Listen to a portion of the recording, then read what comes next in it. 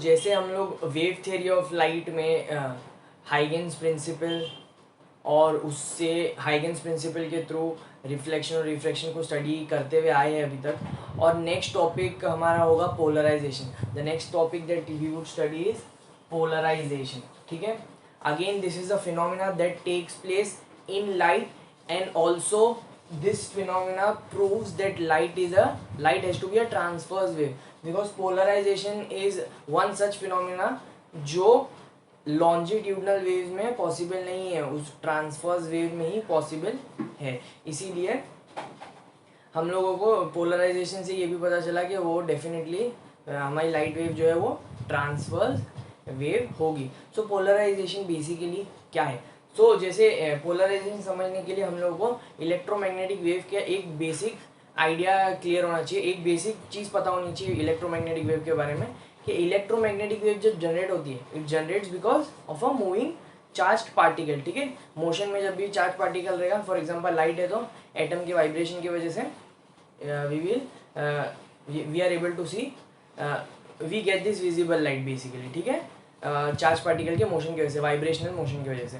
अब क्या होगा ना, ये मोशन प्रोड्यूस हुआ, उसकी वजह से एक वेव जनरेट होगी। अब वेव मान लेते हैं एक्स एक्सिस में ट्रेवल कर रही है। ठीक है, एक्स एक्सिस में ट्रेवल कर रही है, इसके डेफिनेटली इलेक्ट्रोमैग्नेटिक वेव है, इलेक्ट्रिक फील्ड भी है, इसके पास मैग्नेटिक फील्ड भी है। तो इसका क्या है, इलेक्ट्रिक फील्ड जो होगी वो इस डायरेक्शन को परपेंडिकुलर होगी। तो ये अगर एक्स में तो इलेक्ट्रिक फील्ड हो सकती है, ये देखो ये एक्स में तो इलेक्ट्रिक फील्ड हो सकती है वाई में। ठीक है, इलेक्ट्रिक फील्ड वाई में तो अभी देखो, ठीक है, अभी ये मान लो, ठीक है, ये आपका ये जो मिडिल फिंगर है ये आपका डायरेक्शन ऑफ प्रोपोगेशन है। ठीक है, ये एक्स है तो वाई में क्या है, इलेक्ट्रिक फील्ड मान लो, तो जेड में क्या हो जाएगा, मैग्नेटिक फील्ड। ये तीनों एक दूसरे को क्या रहेंगे, परपेंडिकुलर। ये तीनों एक दूसरे को क्या रहेंगे, परपेंडिकुलर। अगर ये मोशन ऑफ प्रोपोगेशन है वेव का, सो ये हो सकता है इलेक्ट्रिक फील्ड हो और ये हो सकता है मैग्नेटिक फील्ड हो। अच्छा, अभी ये तो एक वेव ऐसा जा रहा है तो इसका इलेक्ट्रिक फील्ड ये, मैग्नेटिक फील्ड ये कौन सा प्लेन हो गया, वाई जेड प्लेन। ये जो मैं बोल रहा हूँ ये वाई जेड प्लेन है। ठीक है, ये कौन सा प्लेन है, वाई जेड प्लेन है। ठीक है, अब क्या हुआ, एक एटम की वजह से जो वेव गया उधर, समझो उधर मान लेते जो इलेक्ट्रिक फील्ड है वो वाई डायरेक्शन में और मैग्नेटिक फील्ड जेड डायरेक्शन में। मगर दूसरा जब एटम जाएगा, दूसरे एटम की वजह से जो वेव निकलेगा उसका जरूरी नहीं है कि वाई एक्सिस पर ही हो, वो प्लेन में कहीं भी हो सकता है, वो इस प्लेन में कहीं भी हो सकता है, वो इस डायरेक्शन में हो सकता है,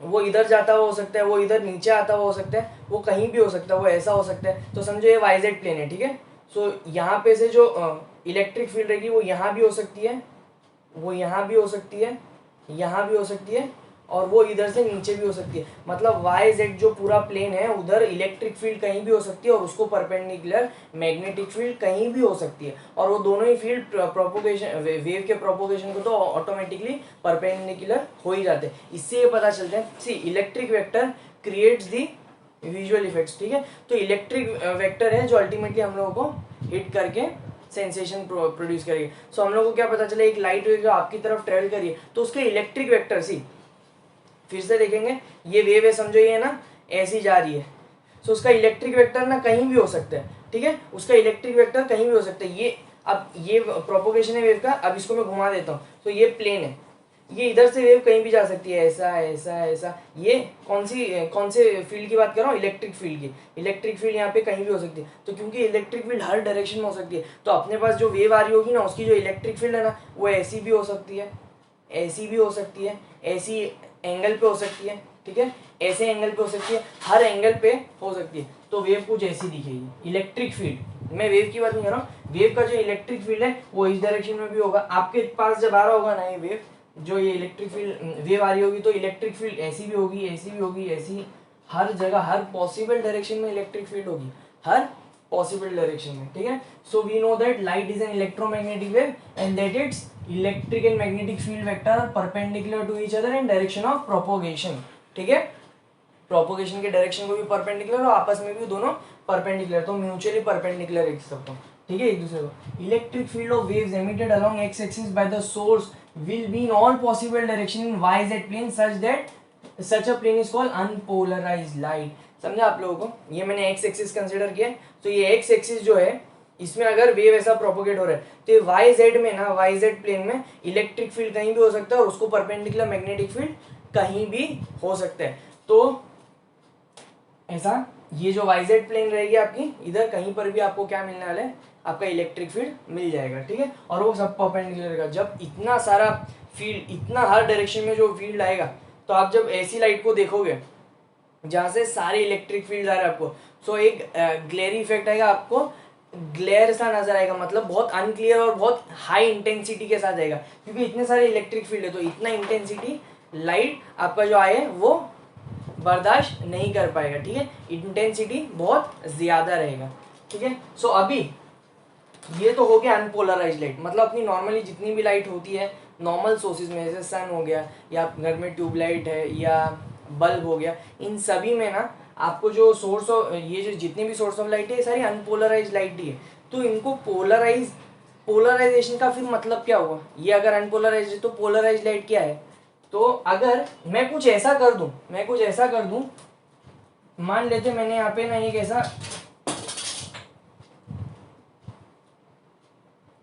ये क्या है अभी मेरे को नहीं पता, ठीक है।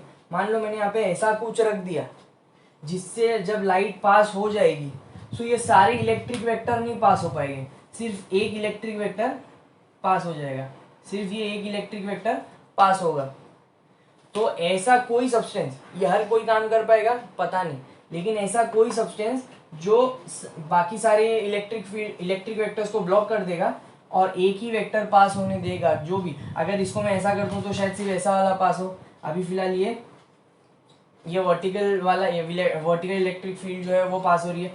सो ऐसी लाइट को हम लोग बोलेंगे पोलराइज्ड लाइट।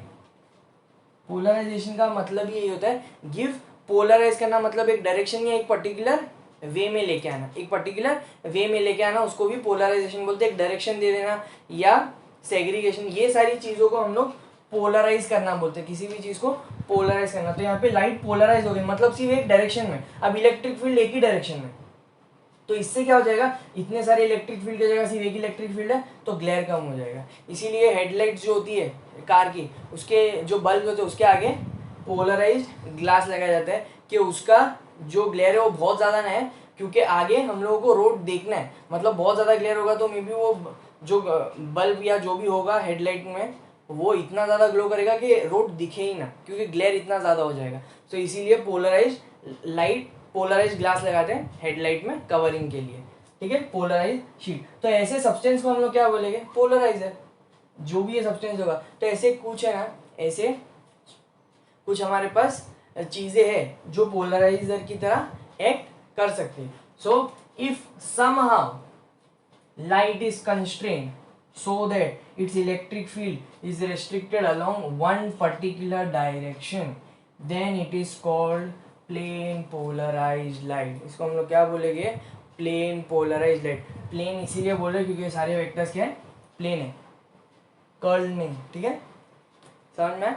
तो ये फिलहाल प्लेन पोलराइज लाइट हम लोगों ने देखी कि क्या अनपोलराइज लाइट कौन सी होती है, क्यों उनको अनपोलराइज कहा जाता है, और एक लाइट को पोलराइज बनाने के लिए और उसको पोलराइज कैसे बनाया जा सकता है वो तो हम देखेंगे, और उसको पोलराइज लाइट क्यों बोलते हैं, क्या रीज़न है कि हम हर इलेक्ट्रिक फील्ड वेक्टर्स पास नहीं होने देंगे, कोई एक ही को पास होने देंगे तो सिर्फ एक ही इलेक्ट्रिक फील्ड वेक्टर पास होगा, इसीलिए वो लाइट क्या हो जाएगी, पोलराइज लाइट हो जाएगी, प्लेन पोलराइज लाइट हो जाएगी। जैसा कि हम लोगों ने अभी पोलराइजेशन देख लिया, और आई गेस आइडिया पोलराइजेशन का क्लियर है आप लोगों को कि पोलराइजेशन इतने टाइम से तो सुनता रहते पोलराइजेशन, बट अभी आई होप आप लोग को ये आइडिया क्लियर हो गया कि पोलराइजेशन होता क्या है। सो अभी हम लोग एक केस कंसिडर करते हैं जहाँ पे ना एक अनपोलराइज लाइट रखते हैं, ठीक है। ये अनपोलराइज लाइट है, इसका इलेक्ट्रिक वेक्टर हर डायरेक्शन में, ठीक है ना, ये ई बार हर डायरेक्शन में, इलेक्ट्रिक वेक्टर जो है हर डायरेक्शन में। अगर अभी मैं एक ऐसा मटेरियल बीच में लाऊं, ठीक है, एक मटेरियल बीच में लाऊं जिसके पास जो सिर्फ यही इलेक्ट्रिक वेक्टर को पास होने देगा, तो जैसे इसमें से चली जाएगी लाइट, जब इसमें से पास होगी तो क्या लाइट आगे भी जाएगी, ये वाली। सो ये अनपोलराइज लाइट था,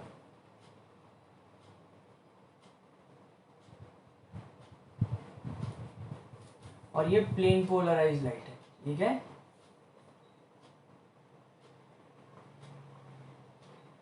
और ये क्या चीज़ है, ये पोलराइजर है। तो इससे क्या पता चला, जो भी एक्सिस पोलराइजर का होगा वही हमारी प्लेन पोलराइज लाइट की प्लेन भी जो प्लेन होगी वो भी वही होगी, जो इसका एक्सिस इस प्लेन में, वही प्लेन में हमारी प्लेन पोलराइज लाइट भी होगी। जैसा आप ये वर्टिकल देख रहे हो, ये भी वर्टिकली है, ठीक है। तो ये क्या पता चला, देखो वाइब्रेशन ऐसे, ये वाले वाइब्रेशन ऐसे, ये वाले वाइब्रेशन ऐसे, ये वाले वाइब्रेशन ऐसे, ये वाले वाइब्रेशन ऐसे, तो पास क्या हो रहा है, सिर्फ ये वाले वाइब्रेशन। तो ये वाले वाइब्रेशन किस प्लेन में एक्चुअली, अगर वापिस से ये प्रोपोगेशन है, ये एक्स वाई, तो अगर ये है तो ये हमारा वाई जेड था, और इसमें ये वाइब्रेशन हो रहे, तो ये प्लेन को हम लोग क्या बोलेंगे पता है, ये वाली प्लेन को, जिस प्लेन में वाइब्रेशन हो रहे इसको प्लेन ऑफ वाइब्रेशन बोलेंगे, क्या बोलेंगे। और इस प्लेन को जो प्लेन परपेंडिकुलर है, जो प्लेन परपेंडिकुलर है उसको प्लेन ऑफ पोलराइजेशन बोलेंगे, उसको क्या बोलेंगे, प्लेन ऑफ पोलराइजेशन, ठीक है। The plane containing the electric field vector of plane polarized light is called plane of vibration, ठीक है। And while the plane perpendicular to plane of vibration, plane perpendicular to plane of vibration is plane of polarization, ठीक है। जिसमें electric field vector है, जिसमें electric field vector vibrate हो रहे हैं उसको प्लेन ऑफ वाइब्रेशन बोलते हैं, और जिसमें प्लेन पोलराइज प्लेन पर जो प्लेन परपेंडिकुलर, किस प्लेन को, प्लेन ऑफ वाइब्रेशन को, वो उसको क्या बोलेंगे हम लोग, प्लेन ऑफ पोलराइजेशन, ठीक है। ये प्लेन ऑफ वाइब्रेशन है क्योंकि इसमें वाइब्रेशन हो रही है प्लेन में, तो ये प्लेन को जो भी प्लेन परपेंडिकुलर, मतलब ये मान लेते हैं, तो उन प्लेन को हम लोग क्या बोलेंगे, plane of polarization, plane of polarization, ठीक है।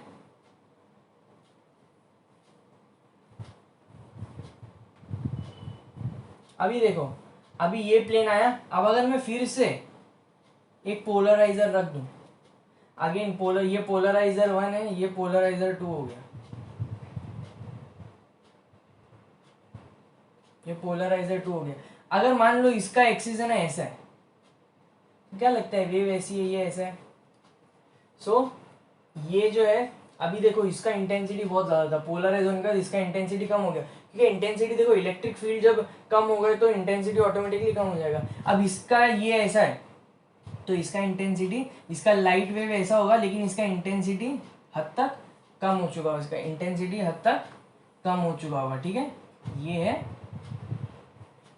अगेन ये क्या है, प्लेन पोलराइज लाइट ही है, लेकिन इसके कंपैरिजन में इसका इंटेंसिटी और भी कम हो गया है, क्योंकि एंगल हम लोग ने चेंज कर दिया, पहले ये वर्टिकल था, अभी हम लोग ने एंगल पर रख दिया। सो इसकी यही खास बात है, इसकी यही खास बात है कि अगर ये पोलराइजर को मैं इस एंगल पे रख दूं, एग्जैक्टली परपेंडिकुलर, इसको इसके एग्जैक्टली परपेंडिकुलर रख दूं, सो इस केस में I will get no light, मेरे को कोई लाइट नहीं मिलने वाली है।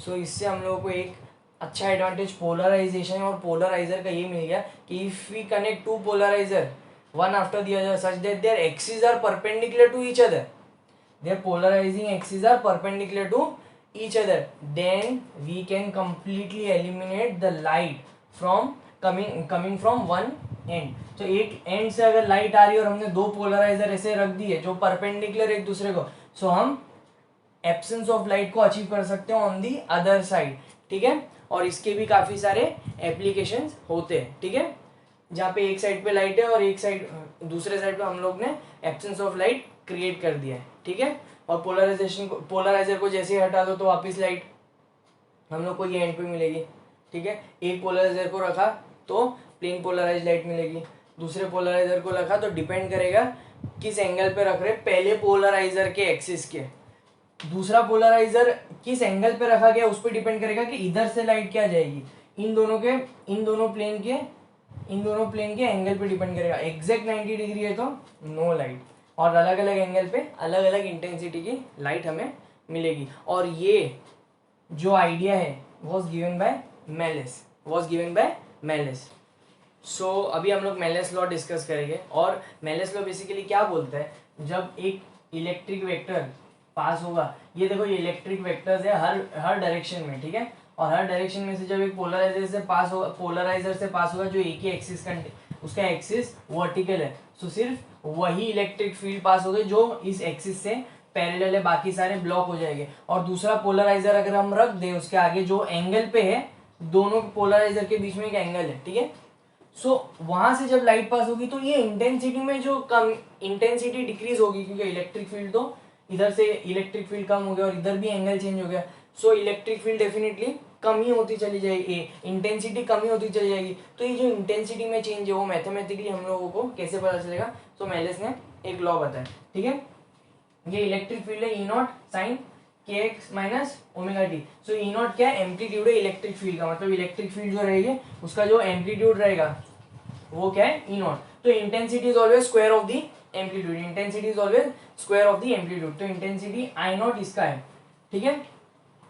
सो और इसका जो इंटेंसिटी रहेगा ये वेव का is directly proportional to the square of the amplitude of this vector. तो E1 क्या है, E1 0 साइन के एक्स माइनस ओमेगा टी, ये जे कैप इसलिए दिया है क्योंकि वर्टिकल कंसिडर किया है। तो इन दोनों को अगर मैं देखता हूं ना, मुझे क्या पता चला कि जो इंटेंसिटी है, जो यहाँ से इंटेंसिटी आया है, जो यहाँ से समझ लो इंटेंसिटी यहाँ पे आया है, ये अनपोलराइज लाइट जब पोलराइज हुआ तो इंटेंसिटी में क्या चेंज है, मेलिस ने कैसे एक्सप्लेन किया कि जो भी पैरेलल है वो तो पास हो गए, जो परपेंडिकुलर वो कंप्लीटली ब्लॉक हो गए, और जितने भी एंगल पे उनके दो कंपोनेंट निकलेंगे।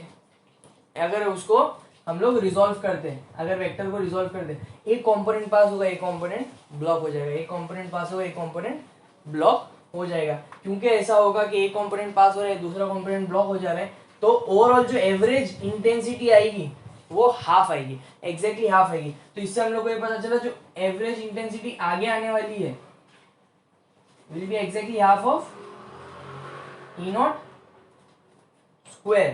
तो इससे पता चला कि I1 is half of I not, I1 is half of I not. अब जब ये इधर से पास होगा, सो इधर इंटेंसिटी जान दो, इलेक्ट्रिक वेक्टर कैसा है, इलेक्ट्रिक वेक्टर एंगल चेंज कर देगा। तो इलेक्ट्रिक वेक्टर जो 2 0 है इज E1 0 इंटू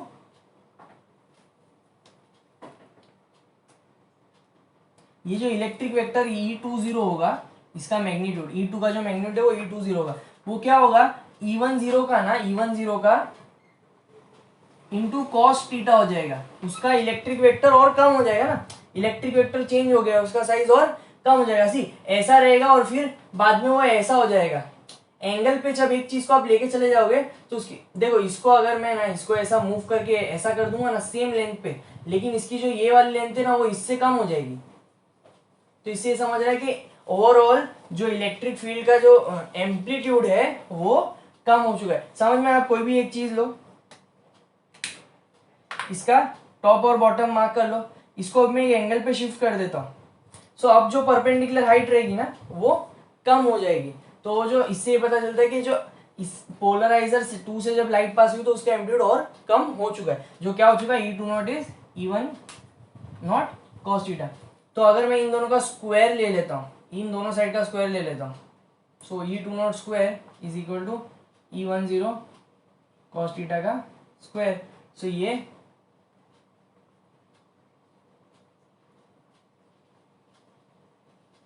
E2 0 क्या I2 है, ये I1 है, और ये क्या है cos स्क्वायर थीटा। और ये I1 की जगह अगर मैं ये लिख लूँ तो half I not cos square theta I2। सो अगर ये मुझे इसकी इंटेंसिटी से कंपैरिजन करना है तो ये है, और इनिशियल जो इलेक्ट्रिक फील्ड थी उसकी इंटेंसिटी से कंपेयर करना है तो ये है। तो बेसिकली जब पहले पोलराइजर से पास होगा तो इंटेंसिटी हाफ हो जाएगी, और दूसरे पोलराइजर से पास होगा तो इंटेंसिटी cos स्क्वायर थीटा से मल्टीप्लाई, टर्म जो भी होगा उससे मल्टीप्लाई करेंगे इधर इसकी इंटेंसिटी के साथ, तो हम लोग को दूसरी इंटेंसिटी मिलेगी। आप लोग को समझना ये कि यहाँ से तो इसका एम्पलीट्यूड वही रहा, बट इंटेंसिटी एम्पलीट्यूड की वजह से कम नहीं हुई, इंटेंसिटी बाकी इलेक्ट्रिक वेक्टर्स हट गए, इसी वजह से एक इलेक्ट्रिक वेक्टर बच गया, इसीलिए उसकी इंटेंसिटी यहाँ पे हाफ हो गई। लेकिन इधर इधर इंटेंसिटी क्यों कम हुई, एम्पलीट्यूड जाने की वजह से, एम्पलीट्यूड कम होने की वजह से। क्यों मैंने बताया ना, ये है अगर मैं इसको ऐसा कर देता हूँ तो इसकी हाइट जो है वो कम हो जाएगी, इसकी हाइट जो है वो कम हो जाएगी, तो एम्पलीट्यूड कम हो गया, तो इसके लिए ये आ गया, ठीक है। और उसका जब मैंने स्क्वायर ले लिया तो पता चला कि इंटेंसिटी 2 जो इसकी होगी intensity would be intensity of the light coming from the first polariser into cos square theta, where theta is the angle between this two polarisers. I hope आप लोगों को ये पूरा समझ में आया। So note down this question and try to solve it. The question is unpolarized light of intensity I naught is made to pass through three polarizers P1, P2, P3 successfully. The polarization axis of P1, the polarization axis of P2 makes an angle theta 1 with that of P1, while that of P3 makes an angle theta 2 with that of P2. What will be the intensity of light coming out of P3? Take values. I naught is equal to 30 units, theta 1 is 30 degrees and theta 2 is 60 degrees. Try to solve it. सो अभी हम polarisation का दूसरा law study करेंगे, that is Brewster's law. ये law में हमें क्या idea मिलता है, इसमें ब्रूस्टर्स ने क्या एक्सप्लेन किया बेसिकली कि जो रिफ्लेक्टेड लाइट होता है वो हम पोलराइज कर सकते हैं। मतलब by the process of reflection, using the process of reflection we can attain polarization also. मतलब जब रिफ्लेक्शन हो रहा होगा वही टाइम पे हम पोलराइजेशन भी अचीव कर सकते हैं। कैसे उसने एक्सप्लेन किया, लेट अस सी। सो ये आपका ये मीडियम 1 है, ये मीडियम 2 है, ठीक है, मीडियम 2 है, ये मीडियम 1 ये मीडियम 2 है। ये आपका वेव आया, ये आपका वेव आया, ये आपका इंसिडेंट वेव है, ठीक है, ये आपका इंसिडेंट वेव है। अच्छा यहाँ पे ना इलेक्ट्रिक वेक्टर हर डायरेक्शन में रहेगा, है ना, इलेक्ट्रिक वेक्टर हर डायरेक्शन में रहेगा।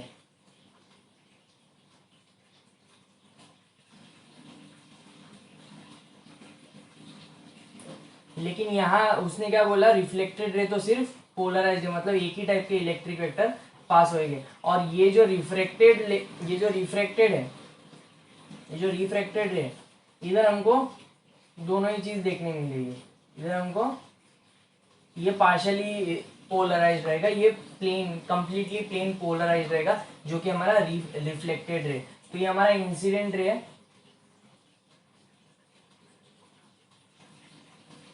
ये हमारा रिफ्लेक्टेड रे, ये हमारा रिफ्रैक्टेड रे, ठीक है, ये हमारा रिफ्रैक्टेड रे। सो इंपॉर्टेंट पॉइंट जो हमको कंसिडर करना है, जो ब्रूस्टर ने एक्सप्लेन किया थ्रू एक्सपेरिमेंट्स, उसने ये ऑब्जर्व किया कि जो रिफ्लेक्टेड रे और जो रिफ्रैक्टेड रे रहेगा ना, उनके बीच में जो एंगल रहेगा वो 90 डिग्री रहेगा। वो जो एंगल रहेगा वो क्या रहेगा, 90 डिग्री, मतलब ये दोनों के बीच में। और ये कब होगा, ये जो पूरा फिनोमिना है, दो चीजें उसने बताया। जब रिफ्लेक्टेड रे पोलराइज होगी तब क्या होगा, जो एंगल रहेगा वो 90 होगा। तो ये दो चीजें कब होगी, ये हर एंगल पे नहीं होगी, ये किसी एक खास एंगल पे होगी जिसको उसने नाम दिया है थीटा बी। क्या नाम दिया है, थीटा बी। सो उसी एंगल थीटा बी पे आपका लाइट, जो रिफ्लेक्टेड लाइट है, वो रिफ्लेक्टेड रे वो प्लेन पोलराइज हो चुका होगा, और जो रिफ्लेक्टेड और रिफ्रैक्टेड रे के बीच में एंगल हो जाएगा वो 90 डिग्री हो जाएगा। सो अगर ये थीटा बी है, ये थीटा आर है, ठीक है, ये अपना थीटा आर है रिफ्रैक्टेड एंगल, ये थीटा बी है तो ये भी थीटा बी है ना, क्योंकि angle of incidence is equal to angle of reflection, law of reflection में पढ़ लिया हम लोगों ने। तो अगर ये देखोगे theta B plus 90 plus theta R, तो कितना बनता है,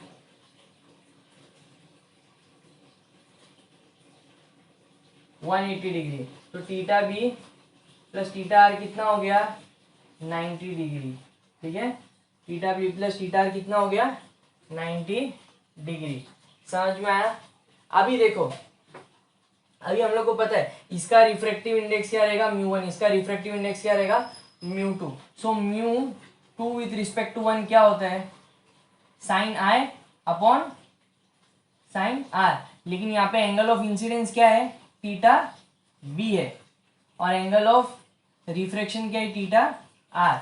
एंगल ऑफ रिफ्रैक्शन है थीटा, रिफ्लेक्शन नहीं बोल रहा हूँ, ठीक है, साइन थीटा बी। अच्छा थीटा आर की जगह मैं क्या लिख सकता हूँ, 90 माइनस थीटा बी लिख लूंगा। अच्छा साइन 90 माइनस थीटा बी क्या हो जाएगा, कॉस थीटा बी हो जाएगा। अच्छा साइन अपॉन कॉस क्या हो जाएगा, टेन थीटा बी हो जाएगा। तो as per Brewster's law the refractive index of medium 2 with respect to 1 is tangent of the Brewster's angle, ये ब्रूस्टर्स एंगल है हमारा, ठीक है, थीटा बी है। अगर हम थीटा बी का टेंजेंट लेंगे तो मुझे क्या मिलेगा, रिफ्रैक्टिव इंडेक्स मिलेगा। इसका मतलब अगर मुझे एक मैंने मीडियम ले लिया, अब मैं उस पर रिफ्लेक्शन करने की ट्राई कर रहा हूँ, तो मेरे को कैसे पता चलेगा कि यहाँ पे ये जो वेव जाने वाली है वो प्रॉपरली हमको मिलेगी, जो रिफ्लेक्टेड रे होगा वो हमको प्रॉपरली प्लेन पोलराइज मिलेगा। वो कैसे अचीव करूँ, तो मैं क्या करूँगा, मैं दूसरे मीडियम का रिफ्रैक्टिव इंडेक्स और पहले मीडियम का रिफ्रैक्टिव इंडेक्स का रिलेशन ले लूंगा। This is refractive index of 2 with respect to 1। अब मान लेते हैं पहला वाला एयर है, दूसरा वाला ग्लास है, तो ये रिफ्रैक्टिव इंडेक्स ऑफ ग्लास है with respect to air is equal to tan of theta B. ये तो वैल्यू नहीं पता है मेरे को, लेकिन ये तो मेरे को प्रैक्टिकली करना है ना, तो ये पता करना है मेरे को, तो मैं क्या करूंगा, इसका हेल्प लूंगा। तो थीटा बी क्या करूंगा, tan inverse of μ2 with respect to 1। ये जब मैं कर लूंगा, ये रिवर्स इंजीनियरिंग टाइप, जब मैं इसको tan इनवर्स कर दूंगा तो मुझे थीटा भी मिल जाएगा। तो बस मुझे ग्लास लेना है, उस एंगल पे इंसिडेंट करवाना है, तो मुझे जो मेरी रिफ्लेक्टेड रे मिलेगी वो प्लेन पोलराइज्ड रे होगी। आई होप आप लोगों को ये समझा है। इस पूरे फिनोमेना को जो उसने एक्सप्लेन किया ब्रूस्टर ने उसके लॉ में, that is nothing but polarization by reflection.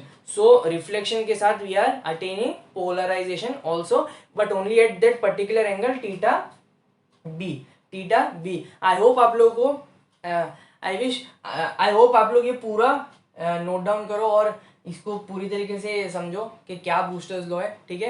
And I hope आप लोग को ये समझ में आए। Now let's take a look at a question which is on the board, which basically is linked with Brewster's law, ठीक है। So let's try to first read the question and understand the question. At what angle should an unpolarized beam of light, मतलब एक light, normal light जो है वो किस angle पे, be incident on a medium of refractive index √3, मतलब पहले अपना नॉर्मल एयर है, उससे जो लाइट आ रही है अनपोलराइज, फिर एक ऐसा मीडियम आ गया जिसका रिफ्रैक्टिव इंडेक्स √3 है, तो वो उस मीडियम पे कितने एंगल पे जाए, तो reflected beam is completely polarize, ठीक है। सो अभी हम लोग गिवन ले लेते हैं। गिवन क्या है हमारे पास, गिवन है रिफ्रैक्टिव इंडेक्स जो दूसरे मीडियम का है विद रिस्पेक्ट टू 1 इज √3, क्या है ये गिवन है, ठीक है। क्यों, और हो क्या रहा है, यहाँ पे आपका अनपोलराइज लाइट है, ये इसका रिफ्रैक्टिव इंडेक्स कितना है, √3 है, ये किसी एक एंगल पे है, अच्छा वो कौन सा एंगल होता है वैसे, जब हम लोगों को अनपोलराइज लाइट इंसिडेंट होके रिफ्लेक्टेड रे हमको पोलराइज मिलती है, ये रिफ्लेक्टेड रे पोलराइज, तो ये एंगल क्या होता है, थीटा बी। इसको क्या बोलते हैं हम लोग, ब्रूस्टर्स एंगल। इसको क्या बोलते हैं हम लोग, ब्रूस्टर्स एंगल। हमको फाइंड क्या करना है, हमको फाइंड एग्जैक्टली यही करना है कि थीटा बी कितना है। फॉर्मूला क्या है, एज पर ब्रूस्टर्स लॉ जो रिफ्रैक्टिव इंडेक्स है, refractive index is nothing but tangent of Brewster's angle, tangent of Brewster's angle, ठीक है। ये ब्रूस्टर्स लॉ के हिसाब से simple μ2 with respect to 1 is tan theta. अच्छा देखो सोल्यूशन पे आ जाते हैं। μ2 with respect to 1 is tan of theta B. So ये μ2 विद रिस्पेक्ट टू 1 कितना है, √3। अच्छा tan थीटा बी, अच्छा यहाँ पे tan थीटा बी ना, ये यहाँ पे आके इनवर्स हो जाएगा, ठीक है। तो थीटा बी का इनवर्स होगा √3, तो ये tan इनवर्स √3 कितना आएगा, tan इनवर्स √3 कौन से angle, tangent tan of which angle gives you √3, 60 degree, ठीक है। सो थीटा बी कितना आ गया, 60 degree, therefore theta B is equal to 60 degree. This is your angle at which the unpolarized ray should be incident on this medium of refractive index √3 such that to get the reflected wave completely polarized. I hope आप लोगों को ये question, ये बहुत basic question है, समझ में आ गया हो। Alright, let's look at this question now. Again पहले हम लोग क्वेश्चन को रीड कर लेते हैं, समझ लेते हैं क्या है, then we go towards the solution. When a ray of light is incident on the sphere of a glass, मतलब एक ग्लास का स्लैब है, ठीक है, जब एक रे ऑफ लाइट उस पर इंसिडेंट हुई, सो when a ray of light is incident on the surface of glass slab at 60 degree, मतलब एंगल ऑफ इंसिडेंस क्या पता चल गया हम लोग को, 60 डिग्री है। It is found that the reflected ray is completely plane polarize, मतलब ब्रूस्टर्स लॉ एप्लीकेबल है इस पे, क्योंकि reflected ray is plane polarised. और कब कब ब्रूस्टर्स में एप्लीकेबल हो जाता है, जब जब आप ये सुनो ना कि रिफ्लेक्टेड रे प्लेन पोलराइज्ड है, या तो angle between reflected ray and refracted रे इज 90 डिग्रीज, ये दो चीजें सुन लो, मतलब ये बोल रहे ब्रूस्टर्स लॉ के बारे में, ये बताना चाह रहे कि ये ब्रूस्टर्स लॉ से रिलेटेड है। ये हिंट से मतलब क्वेश्चन समझने का कि ये ब्रूस्टर्स लॉ के related question. What is the velocity of light in glass? तो सबसे पहले गिवन में क्या क्या आ जाएगा हमारे पास, थीटा है जो कि 60 डिग्री है, थीटा है जो कि 60 डिग्री है, ठीक है। और एक ही आइडिया हमारे को है, एक ही चीज़ हम लोग को पता है, हम लोगों को फाइंड क्या करना है, to find velocity of light in glass, मतलब हम लोग को वी जी फाइंड करना है, velocity of light in glass find करना है। फॉर्मूला क्या होगा, अच्छा अगर ये है तो मतलब इससे समझ में आ रहा है कि पहला जो है वो एयर है, एयर मीडियम है, तो जो सी रहेगा वो क्या रहेगा, 3 × 10⁸ मीटर पर सेकेंड, ठीक है। फॉर्मूला क्या होता है, refractive index of glass with respect to air is velocity of light in air upon velocity of light in glass. ये तो फॉर्मूला है इससे को फाइंड करने का। सोल्यूशन पे आ जाते हैं हम लोग।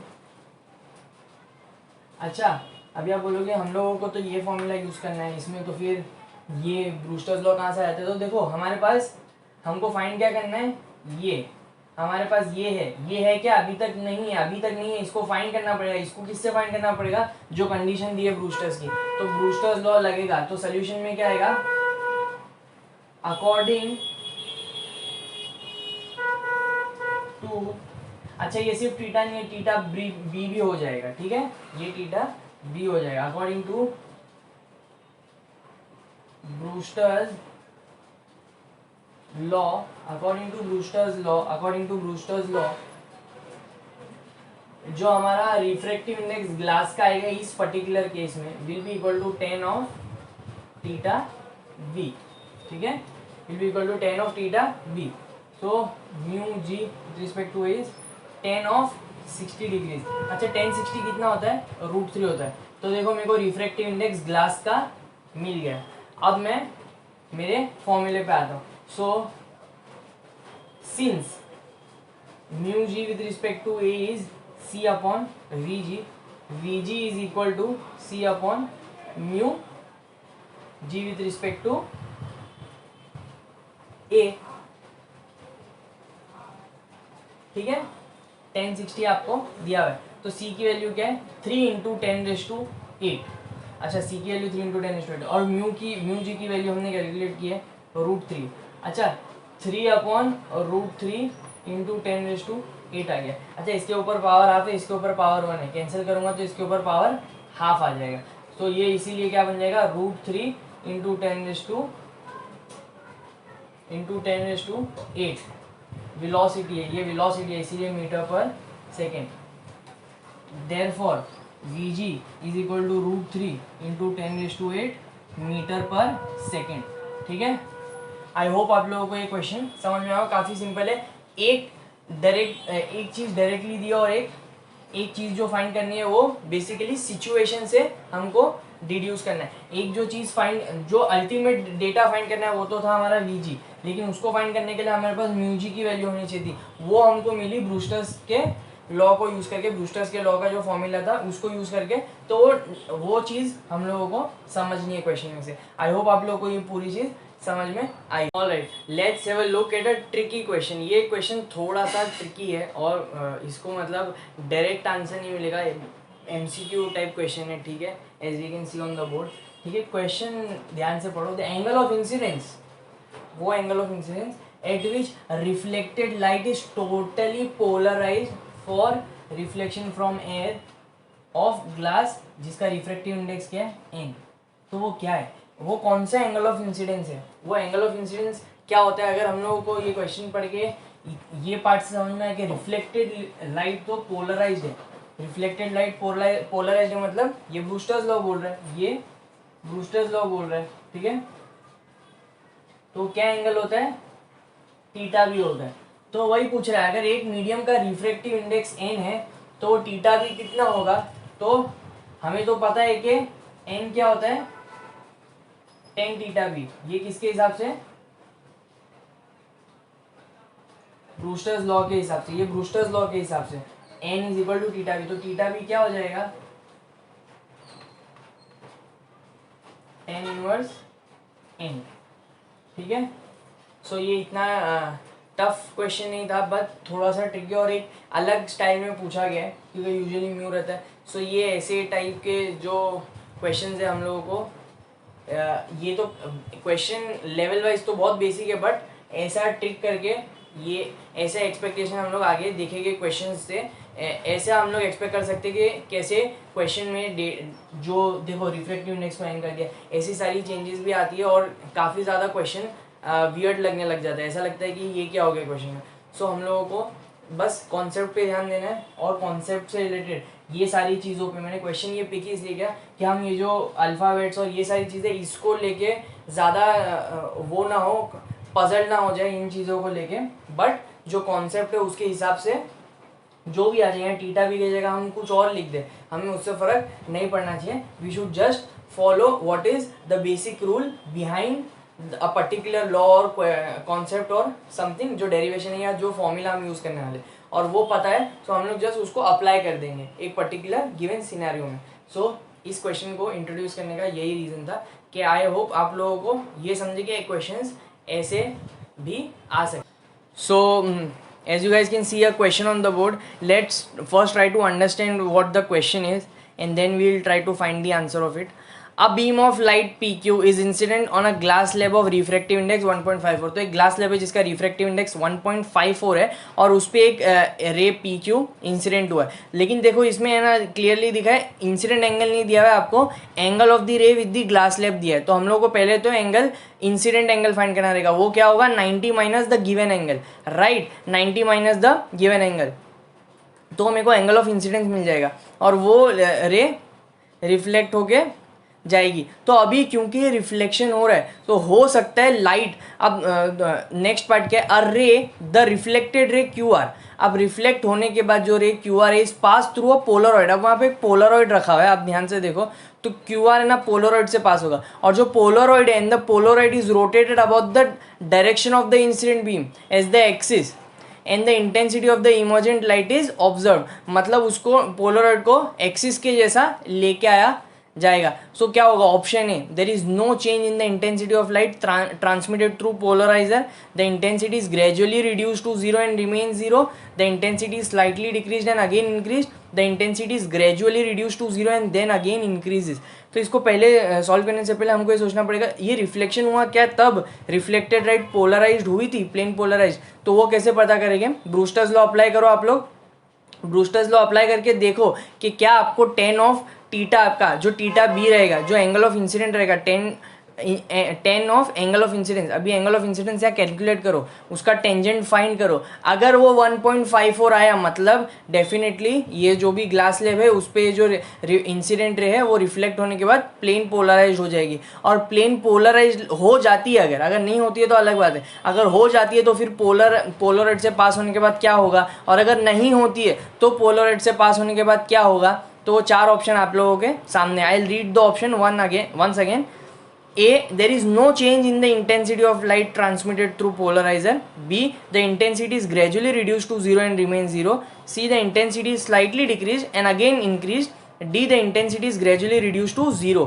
I hope आप लोग इसको सॉल्व करने की कोशिश करोगे और इसका आंसर फाइंड करने की कोशिश करोगे। All the best. Let's read these two questions and try to find the answer of these two questions. So question number 1 is, when unpolarized light is passed through a polarizer, its intensity, option A increases, option B decreases, remains unchanged, and option D is depend on the orientation of polarizer। ठीक है, जब एक unpolarised light pass की जाती है through a polariser, उसकी intensity क्या होती है, बढ़ जाती है, कम हो जाती है, कुछ नहीं होता उसको, और वो ओरिएंटेशन पे डिपेंड करता है पोलराइजर के, मतलब उसके एक्सिस का जो एंगल है उस पर डिपेंड करता है. So try to get the answer of this question. सोचो और आंसर पता करने की कोशिश करो. Question number 2 is when unpolarized light of intensity I naught is incident on a polarizing sheet, the intensity of light which does not get transmitted is A I naught, B 0, C 1/4 I naught, D half I naught. इन दोनों ही question के answer find करने की कोशिश करो. ठीक है.